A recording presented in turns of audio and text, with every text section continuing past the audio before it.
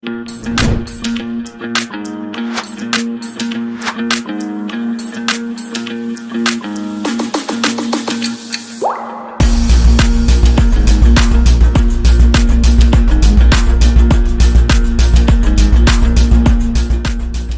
discussion. Increase your online sales by understanding your sales data with case study.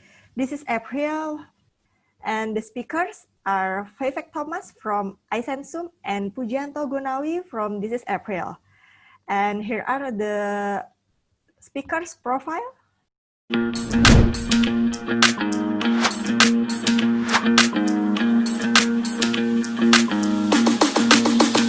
Vivek, the time is yours. Okay, good afternoon, everybody. Thanks for joining this session. It's an honor to be back at Meet Magento. I was here last time in 2019. Today we have Puji as well along with me. I mean, the whole situation right now is quite weird with the pandemic, and therefore I think our topic is going to reflect on how, I mean, in the recent 6 months, how online sales have really accelerated, and some of that reason might be due to the pandemic as well, right? The effect of that. So before I go there, let me just do a brief introduction to myself. My name is Vivek Thomas. I'm the managing director for iSensum. We are a AI and big data company, and we focus primarily on SMEs in Indonesia, and we want to bring AI and big data techniques to SMEs within the grasp of SMEs so that they can very well use the power of such techniques. I want to give the opportunity to Puji to introduce himself, and then we'll go straight into the session. Thank you, Vivek. Hi, everyone. I'm Puji, and I'm the head of IoT from Indonesia woman fashion company called This is April, and it is nice to meet you guys. Great. Okay, thanks. I'll kick off. This session is going to be a little bit of an interactive session. So I'll present some slides, but we will then take the perspective from a client such as This is April, right? So Puji, yes, I wanted to know, I mean, so that we can kickstart this interesting session, is that what are the challenges that This is April has faced in this new normal kind of situation? Okay. The challenges that we are facing right now is the decreasing of the traffic to the shopping mall, obviously. Yeah. Because one of This is April's strong point is our brick and mortar stores. And we are currently running 73 stores across Indonesia and 1 in Malaysia. And as we all know, COVID-19 start to decimating the globe, hence reducing the willingness of people to go to the shopping mall. Although we are adapting already to online base since 2017, but we just feel that we can do it a lot sooner than that. If we do it sooner, our foundation will be stronger in this new normal era where all consumer behavior is changing to digitally, right? I mean, first to adapt, first to survive. Wow, that's a superb statement, Babuji. First to adapt, first to survive. That's really powerful, right? So we don't want to delve too much. I mean, all COVID. I mean, let's see the silver linings that are there. Okay, so what has happened as a result of? I mean, we are all adapting, right? You all have to adapt. We have to adapt, and I'm sure the audience over there, they've all adapted to a certain degree. So let me just start off with. I hope everybody can see the slides. I'm assuming that they can, right? So. Yes. One of the things which I wanted to, okay, so we're talking about online sales. So let us start off with some facts, right? So we've got this from the Facebook and Bain report. One of the things, two numbers that I wanted to share with you, and I'm sure many of you all know this. 34% of Indonesian customers discover new brands from social media. Now, what does that mean? It actually means that digital marketing therefore plays an absolute crucial role in the choice and the consideration set, as well as the final purchase decisions of customers, right? But at the same time, when digital marketing is playing such an effect, and therefore so many players are doing digital marketing, there is a flip side to that, and that is that 45% of Indonesian consumers have actually switched their most often purchased brand. And what that means is that it displays extremely low levels of loyalty towards online shops. Okay, so there's this thing I wanted to start off our discussion with. Okay, now to continue that discussion, I actually wanted to get an idea from the audience. And so we'll do a quick poll over here, right? So we've got the poll. This is the poll which is running, and I hope the moderator can actually put the poll out there. We want to check. So I've said that 45% are, not, flirting between brands. So what percentage of customers do you think are actually loyal? Which means that they actually repeat their purchase at least 2 times or more. And what percentage of customers are just these, what we call one-timers? They come once and gone, right? So they bought from you once and then gone. So you've got 3 options, option A, B, and C. So we'll run the poll for a few seconds. It's not very difficult. You just need to click A, B, or C, and you can then tell us, right? So I vote also. I mean, I don't know whether we can vote. We can't vote. I can't see the screen there. What our audience is actually seeing, right? So I hope they can vote, and I hope. I mean, I don't know whether the results will be shown to me in the Zoom chat or can the moderator tell us the result? The results. Okay, I don't see anything. Okay. Maybe they message me on WhatsApp. I don't know. This is a bit okay. Sorry. Let's see what the thing is. So there's no. Yeah, I'm not seeing any message. So I'll just proceed, Puji, because okay. Carry on. Let's just move forward, right? Okay. So the question asked was: is it A? Is it B? Is it C? And Papuji, what's your best guess according to you? What do you think? What do you think is this number? I think the closest one will be B. Okay, good. B. So you're actually right. So let's look at this number. Yeah. So look at this. This data I wanted to share is of customer loyalty that we have gathered from more than 65 different online stores, right? And this is data coming from 650,000 online customers. So that's a big statistical base over there. And what this tells us is that repeat purchase happens only about 17% of the time. Very close to your answer, Puji, which was 20%. 17%, which means 83% of the people are actually one-timers. Okay, now what is this 17%? 17% are people, if you take the segmentation of recency, frequency, and monetary values and quite simplify it, and we don't have those big 11 segments, we've simplified it because we want to explain it to SMEs. So we call them champions, loyalists, and old loyal, people who were loyal, but no longer loyal. Fresh are just come once, very new to your customers, very new to your brand, and one-timers are slightly far off with your brand. But what we see over here is that there is a loyalty issue among our the online sellers over here because of the sheer variety which all these customers have. Right now, the other thing to note over here is that 50%. Look at this number. Repeat purchase, these people who are actually, the 17% who are actually loyal, they actually spend 50% more than actually these one-timers. So they're much more valuable for you, which almost means that one loyal customer is equal to 2 one-time customers. One-time customers. Right? So, or 1.5 actually, right? So that's basically what that means, right? So let me go ahead and ask Papuji a question here. So this is question time now. So Papuji, how does This Is April keep the loyalty high among online customers? Okay, to be honest, we do quite a few things, but one I think that worth mentioning is we personalize our mailing list to be able to engage more with our customers and our audiences.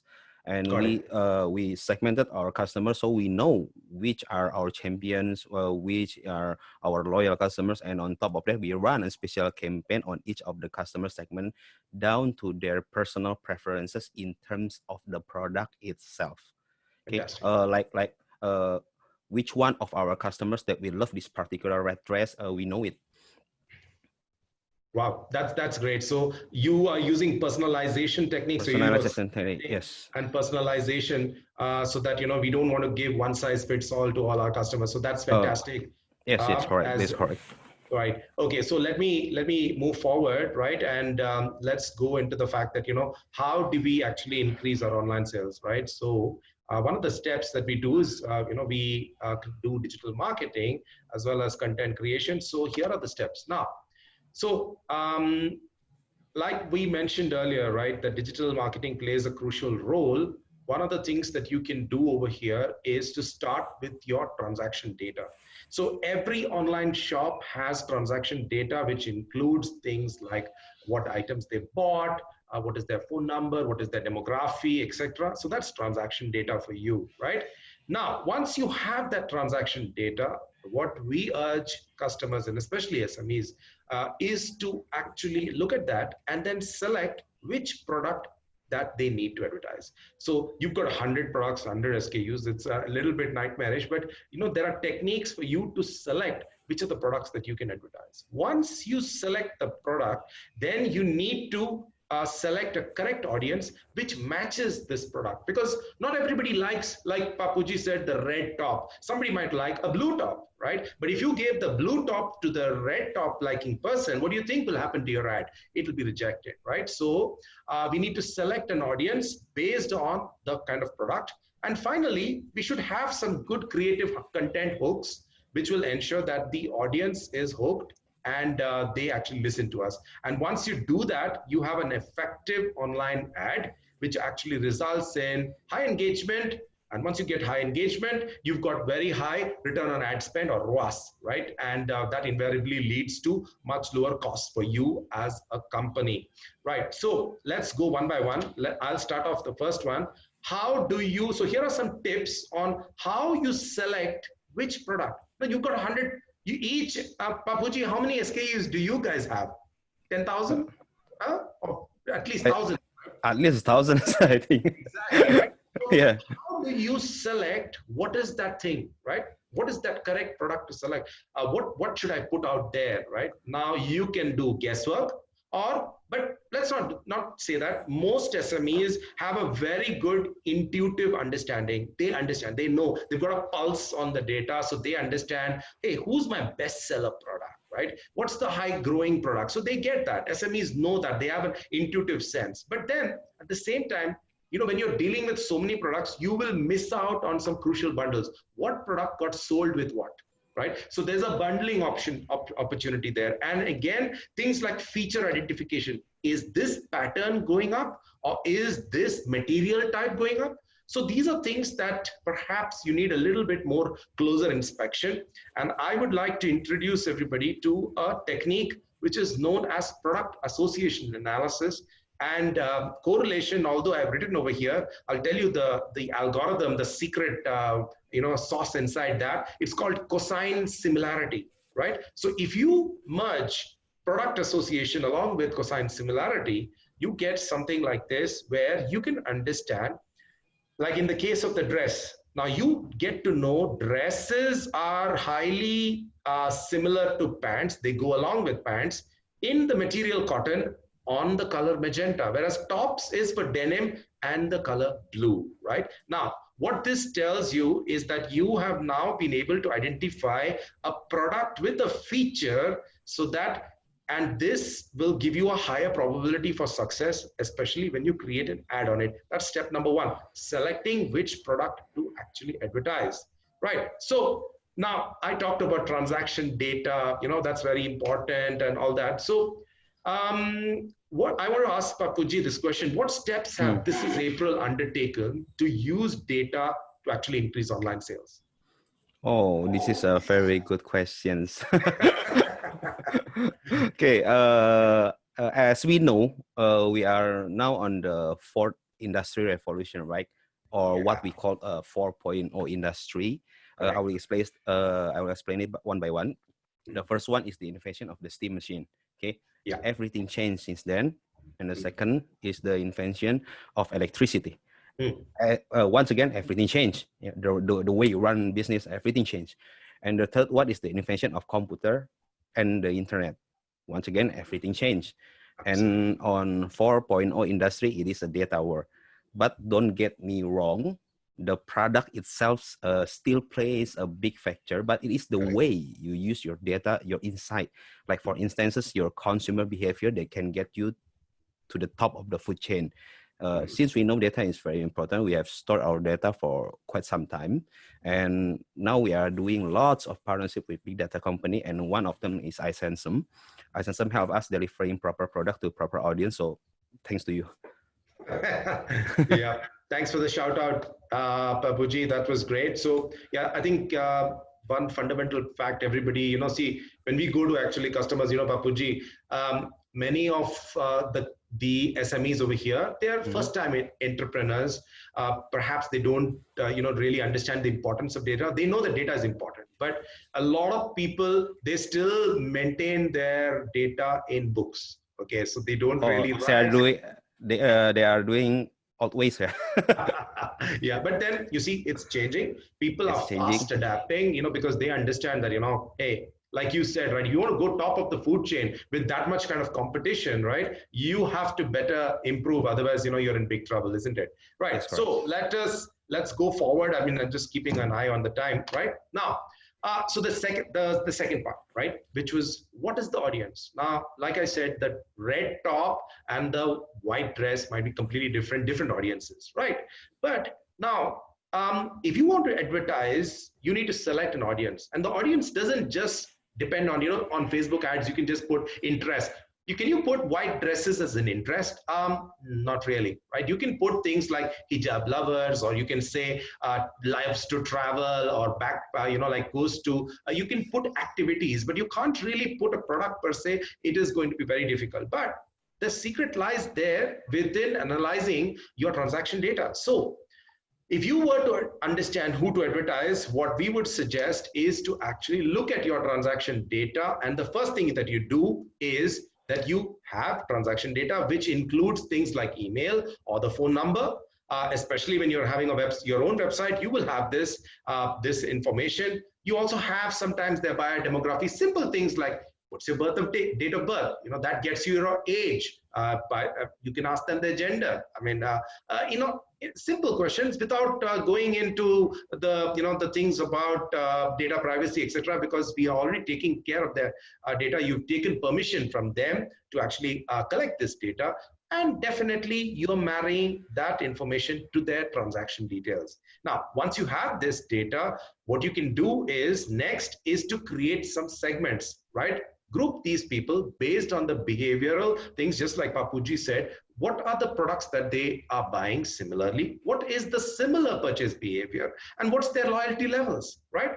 Because once you know that, you can actually then create what are known as custom audiences. And from those custom audiences, you can actually create a lookalike audience, which is to get you a new customers, right? Because using your existing audience, you can actually feed that to an algorithm, the lookalike algorithm, like in Facebook, or matched algorithms in Google, where you can actually find people who are similar to that core audience. And this can help you to get an audience which is much more narrow. Now, it's counterintuitive. You know what happens? Many SMEs think that, hey, I want to get to 5 million people, but it's actually the reverse, right? If you actually go to a smaller set of audience, your probability of success actually greatly increases. So rather than you trying to, it's like machine gun versus sniper, yeah? So you want to be a machine gun and go, try to hit everybody, invariably you will fail. But if you are a sniper, then that targeted narrow audience is like a sniper for you, where you can put your right product to the right kind of target audience. Okay, so that's this thing which I wanted to share. Right, now let's move forward and comes to we're running through time fast. So content is king, and one of the three things that we have seen work, especially from running more than 500 different campaigns across the last 6 months, especially during the COVID period, is that the carousel format and the video format are the most effective. I mean, this is not a ranking per se, but these two are really, really effective because the carousel ensures that you've got multiple products. So like, for instance, if you know that the white top goes with a blue kind of a dress, then you can put them together in a carousel, and you know without very high level of probability that these products are highly related to each other, and therefore a person who's looking at the first product will slide to the next product, like it more, and therefore there's a high probability of them like clicking your ad and then coming and perhaps completing the purchase. So a carousel format really, really works. And the other is the video format, because you've got this 10, 12 to 15 seconds which you can get, and that will ensure that you've got high completion rates of seeing the ad as well as conversion. And of course, who can forget Harga Choret? I think today, this is April, running 20% off, right? Yeah. Choret, right? Yeah, Choret. Choret 8, and then, get the discounts out there, because that also really helps to increase. Okay. Now, let me then go, right? So this is interesting, because, if you've got all these things, you're doing all how do you actually, this is April, how does it keep creating fresh content for the customers? Okay. We have many ways to make creative content right now. Okay. As we know, people play social media, especially Instagram, a lot, right? And yes. I think in terms of the usage of Insta Story, Indonesia ranked #1 in the world.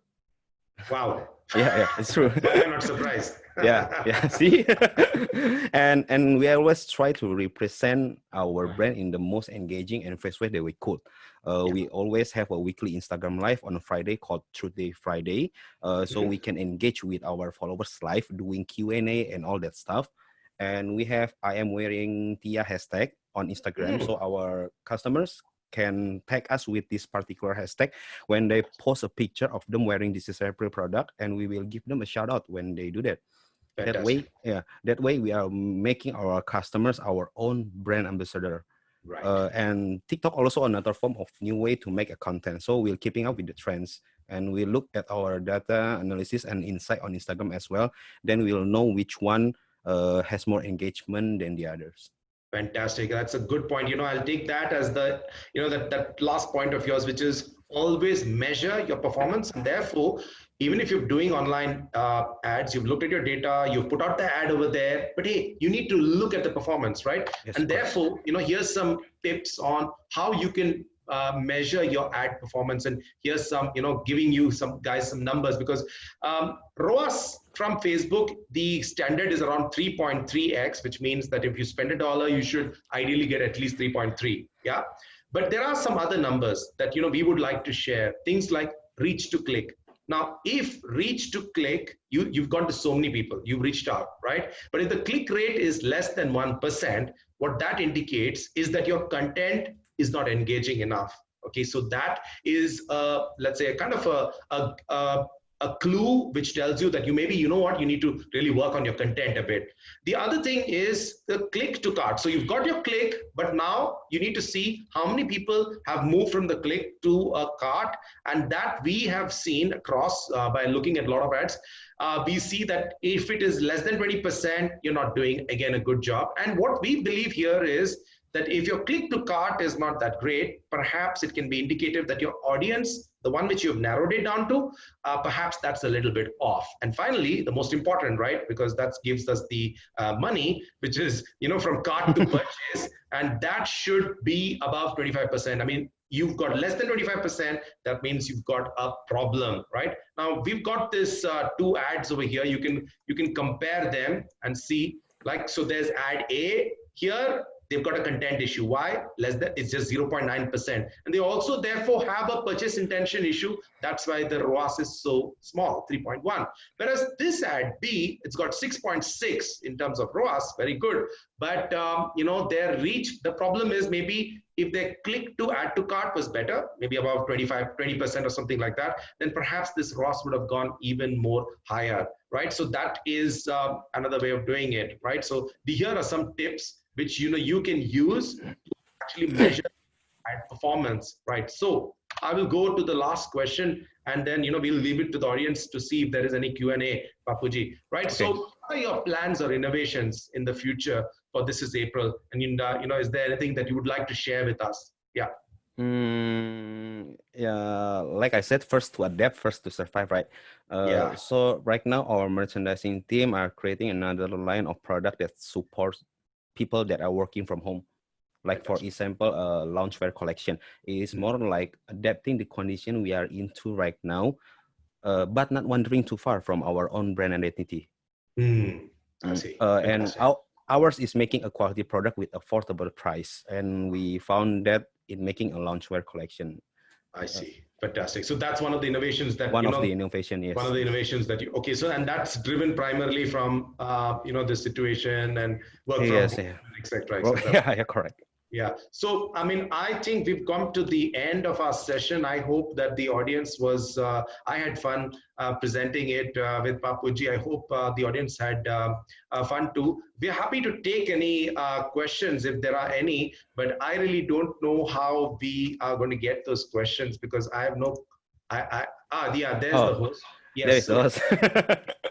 No, so if there are any questions, you can ask us. Yeah, go ahead. Okay, there are some questions at the Q&A box. So, first question, I have roughly 17% customer who I can categorize as loyal customer. Does it mean good enough? How to increase the percentage? Okay, right.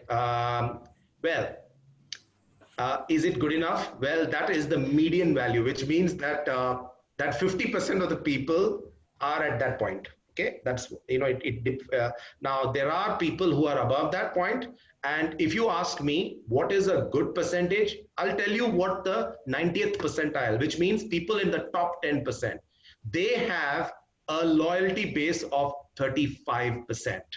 That's more than 1 in 3. So ideally, if you ask us, is 17% good enough? Well, if you want to be average, 17% is good. But if you want to be really fantastic, you need to get to 35%. Now, how do you go from 17% to 35%? One of the key things that you need to do is to, I don't know whether I'm still sharing my screen, but look at this fresh over here. This is crucial for you. There are two people over here, the old people, the people who are loyal to you, right? You need to, just like wake them up a little bit, but it is the fresh. This 27 people, if you can even convert 10% but from the 27% and move them into loyal, then that is the ones which you should actually, that will really help you to boost your loyalty. And one of the ways to do that is what we call urgency campaigns. So you reach out back to them and say, hey, you know what? You've just bought something from us. Here's a fantastic, new line for you. And we know that, you like red dresses. Here's the latest red dress. So you're creating a kind of urgency over there. So that's the way I would do it.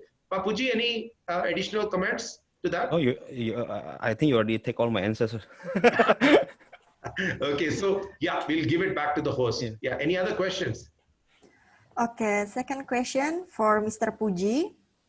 Fashion is one of the crowded industry in e-commerce. Is there any place for new player who just start selling in women fashion in online industry? Okay, the simple answer is always yes. It's just how you deliver a product and what kind of product do you represent is the most important thing in the market right now. So people doesn't buy what are your product are, but people are buying why you are making that product. So you need to know why are you starting the clothing business, and people need to know the value behind it. So like I said, they can represent themselves as your brand ambassador, because the I think for me personally, the most effective way of advertising is the word of mouth. Is that correct? Everyone must be agree on this, right? So you you need to share your value with your customers and let them know why you are starting your own business, and let the word spread. That is Fantastic. Okay. Next question. What is the crucial movement that we have to take during this pandemic? The crucial moment. The crucial movement that we have to take. Movement that we have to take during this pandemic. Okay, I think I can help. I think during this COVID-19 era, if you haven't started changing your business model to digital or online, you have to start it right now as fast as you can. For people they just starting, and we all know that they are somewhat a little bit late, but it's better to be late than never, right? Because all the consumer behavior, I think, in all the line of business, I think is changing to the consumer behavior is changing to online and digitally. So we need to adapt as fast as we can. Yeah, I agree. Like you said, right? First to adapt. What did you say? First? Yeah, first to adapt, first to survive. Yeah. Okay, good. Okay, hi Vivek. Would there be any way to increase conversion rate on abandoned cart from new customer? Oh, so this is basically abandoned. Yeah, right. So, okay, now on Facebook, if we know, right, you know already who the people actually have come in, and who you've actually reached. Facebook, at least on Instagram, at least you also know who are the people who have actually abandoned your cart as well, right? You can retarget these people with the content once again, with a reminder, etc. That's one way of doing it. There are many companies, not us, there are some really good companies who can do that, who can actually retarget on your website as well to give them reminders. And we've seen, I think companies like Insider and all that, they are very good at that, who can help you to do that. So you can target the people who've gone away from your cart and then get them back. And I've seen statistics as high as 30% of the people you can get back, you can win back again. Right? 30% is crazy. Yeah. It's high. I don't know. Yeah. Okay. Next question. What is the benchmark for the good ROI or ROAS? Yeah. Okay. For so that's clothing business. For clothing. For clothing. Oh. Oh, clothing. Okay. I maybe I can't disclose that answer. Please do not bring any brand whatsoever. Right. So let me answer it this way. Okay. So the global benchmark is 3.3x. And in Indonesia, I believe if you, what we have seen is that clothing brands typically can be as low as 2 or even 1.5x, and go as high as even 20 plus. Okay, 20 plus, crazy. Yeah, 20 plus in terms of ROAS. I don't want to give the exact number, Papuji will, so, but then that's the range. So there is a very big variance in performance. So some people really do it well, and some people maybe, are still catching up. That's how, let me put it like that. But the numbers are high. Yeah, numbers are high. Okay, last question. What do you think is the main reason of people converting to old loyal? Oh, okay. So this one, right? So, okay, that's a fantastic question. Oh, it's a good question. Yeah, that's a very good question. So basically, what has happened? These people, they have bought your brand more than twice, and then suddenly they have fallen out with you, right? They've, they don't love you anymore or whatever. They've gone away, right? Yeah. So the old loyal, I mean, we have seen that if you do not maintain, if you don't talk that personalized language, or you don't reach out to the customer once again, and if you see, one is identifying who loyal is, right? Now, once you know them, if you reach out once again to them, they will appreciate you. And I feel that people are not appreciated enough, and therefore they go away from your brand, right? So that is the reason. So that is why some people become really, really they bought your brand and then they've gone again. Now, the other reason is, I mean, there are other reasons. This is one reason I'm talking about. The other reasons are more related to the product, which means that, okay, they bought the first product, they loved it. They bought the second product, maybe they didn't really like it that much. So, that expectation versus reality didn't match, and therefore they went out of it. Now, that you can't control, but then you can always go back, right? Hey, you bought two things. How can I be of service to you once again, right? So that's something which you can do. Cool. Okay, thank you, Vivek and Puji for your sharing and very insightful. Dan terima kasih untuk hari ini. Dan terima kasih juga untuk Vivek. Thank you, Vivek and Puji.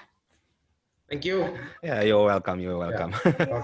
Okay, so see you at Meet Magento Indonesia next year. Bye-bye. Yes. Bye-bye. Thank you. Bye-bye. Take care, guys. Take care. Stay safe, everybody.